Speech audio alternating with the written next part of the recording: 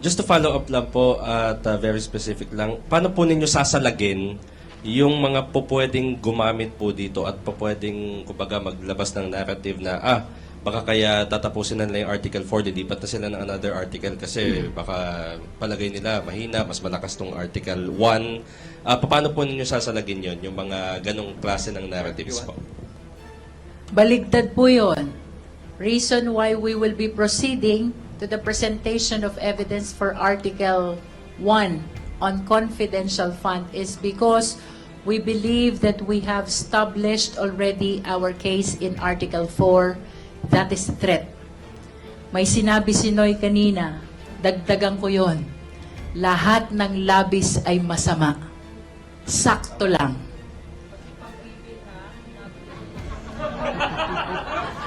Mga kababaihan, reminder ha, na May asawa kami ha. Huwag kayong mag-asawa. Too much love. Too much love is also destructive. Baka sa haba ng interview, yun ang take away nyo, sabi ni Attorney Kapunan, do not love too much. Okay. And that is why it was really our intention to communicate to the people the reasons for the withdrawal of the names of the witnesses. No? Gusto kong ulitin yung sinabi ko kanina before the impeachment court. This is a constitutional process. This is sui generis. Liberal interpretation must be considered, no? Dahil itong prosesong ito ay para sa tao. And reason why we are stating our position about the withdrawal is because we want the people to understand. Dapat maunawaan ng taong bayan ang dahilan. Bakit namin winidraw yung psychiatrist? Bakit namin winidraw yung sheriff? Bakit namin winidraw yung PNP Firearm and Explosive Office Representative? Bakit namin winidraw yung family member, di ba? Because ultimately, this process concerns the interest of the Filipino people. Let us not forget, ang interest po na kinakatawan both of public and private prosecutors is the interest of the Filipino people, and they have the right to know what is happening in the prosecution, including the withdrawal of the names of the witnesses. But let me reiterate, the reason for the withdrawal ay dahil malakas na ang kaso. Kompleto na ang ebidensya. At ang sabi nga, lahat ng labis ay masama, so let us proceed to the next article. Okay. Yes po. Just, Attorney, our spokesman, Attorney Jay is here. And I'd just like to emphasize and for you to think about statement of one of the senator judges who said, don't say it here. Kung meron kayong gustong sabihin, yung mga opinion nyo, yung mga conclusions nyo, yung mga manifestations nyo, don't say it in the impeachment court. Say it outside. Say it through your spokesperson. Say it. My personal view here, and what I say, please do not blame management, please do not blame the public prosecutors, but I would like to say that when we talk about balance, and when we talk about impartiality, I guess that same standard should apply not only to the prosecutors, not only to the defense, but to the senator judges. This is not to say that we are saying that they are biased. We are saying that we have to have a balance also. Because when the senator judges make a manifestation, wala po kaming karapatan mag-object. Until, if the other side, for instance, if the other side, the defense, where prosecutors makes an objection or makes a statement, pwede namin sabihin misleading, Your Honors.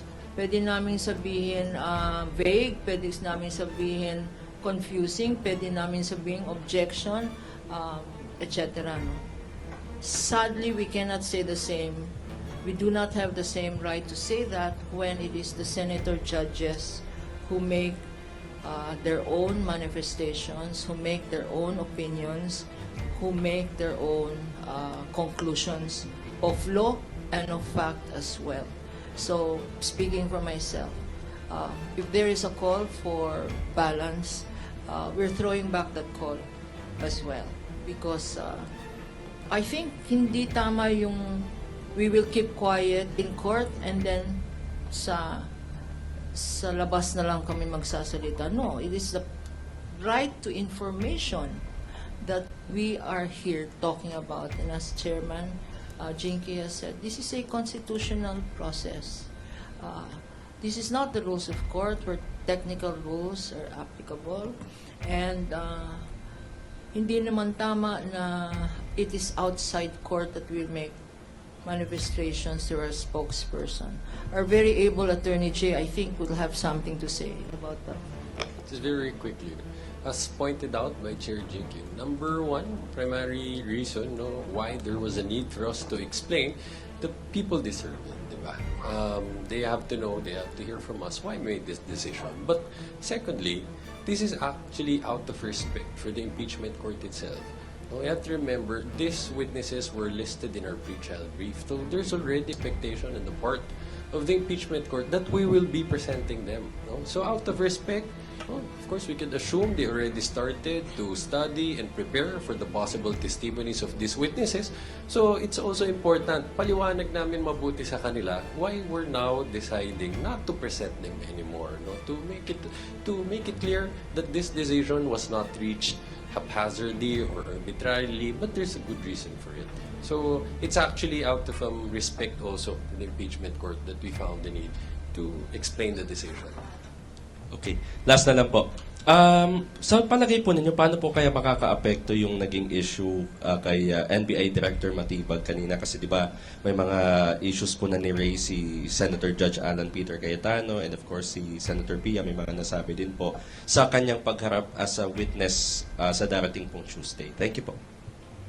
Well, I wish to believe that the issue raised earlier by the senator judges should be different from the subject matter of his testimony.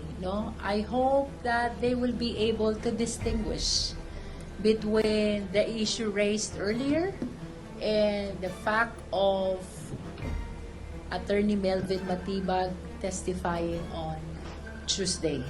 These are two different concerns. Director Matibag will be testifying on the allegations of threat against the respondent, while the question that was raised kanina is with respect to his pronouncement on the upcoming investigation on some infrastructure program concerning SEA Games. And kanina ko rin lang nalaman, it was Senator Judge Alan Cayetano pala who was the chairman of that committee during that time. Nevertheless, I wish to believe na the senator judges will be able to separate these two different concerns. Alright. Good afternoon, prosecutors. Earl Tobias po, IBC News. Prosecs and counsel, apart from knowing when to start, is this also knowing when to move forward? As we understand, the next article is the heaviest in terms of documentary evidence. Hinog na po ba ang panahon para yung mga dokumento naman na hindi nagsisinungaling ang dapat isalang at makita ng taong bayan? Thank you po. I believe there are two significant reasons why we are moving towards the next article, for the purpose of presentation of evidence.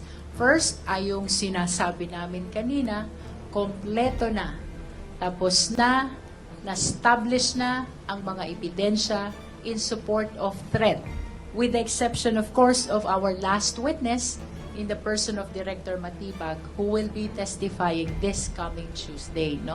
But after the conclusion of the testimony of the NBI Director, it is really our position that we have established already completely, thoroughly, the case of threat or the allegation of threat, de-stabbed and having contracted an assassin as constituting impeachable offenses under the ground of culpable violation of the Constitution, high crime, and betrayal of public trust. The second reason is dahil kompleto na tapos na yung nauna. We should not waste the time of the impeachment court. We have to proceed immediately to the next article in accordance with the order which we submitted to the impeachment court. And the next is confidential fund. Similar to the first article which we presented, we are equally confident. We have strong evidence, and that is why we feel ready to proceed to the presentation of evidence in support of the misuse, misappropriation, and irregular disbursement of confidential fund of both the OVP and the DepEd.